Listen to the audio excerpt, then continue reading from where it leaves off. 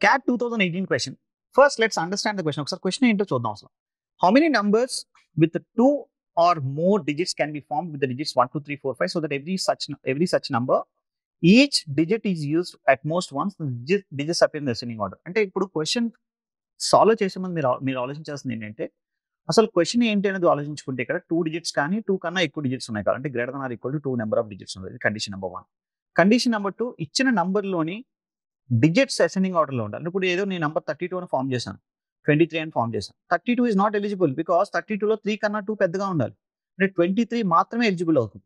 అంటే second condition వచ్చేసి మనకి నంబర్స్ అనేవి డిజిట్స్ అనేవి అసెండింగ్ ఆర్డర్లో ఉండాలి అని చెప్తున్నాడు క్లియర్గా. Now let's talk about the first 2 digit numbers గురించి మాట్లాడదాం. 2 డిజిట్ నెంబర్స్ అంటే మనకు 9 డిజిట్స్లో 2 డిజిట్స్ సెలెక్ట్ చేశాను. సెలెక్ట్ చేసిన 2 డిజిట్స్తో ఇప్పుడు ఎగ్జాంపుల్ 2,5 సెలెక్ట్ చేశాను అనుకోండి. 2,5తో ఒకటే నెంబర్ ఫామ్ అవుతుంది, 25. మీరు 2 కన్నా 5 ఎక్కువ. 52 రాయకూడదు, 52 ఇస్ నాట్ ఎలిజిబుల్ అంటే ఒకటే number. Next 9C3 into 1 because 3 digits select చేసిన 3 డిజిట్స్తో మళ్ళీ ఒకటే నెంబర్ ఫామ్ అవుతుంది. నెక్స్ట్ 9C4 ఇలా ఎంతవరకు వెళ్తుందంటే 9C9 వరకు వెళ్తుంది. అంటే I want the sum of 9C2 plus 9C3 plus up to 9C9. ఈ వాల్యూ మీరు కట్టొద్దు.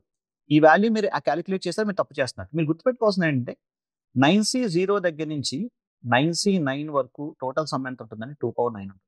మనకి 9C2 వరకు నుంచి కావాలి అంటే దీంట్లో 9C0 9C1 నాకు వద్దు, అది తీసేద్దాం.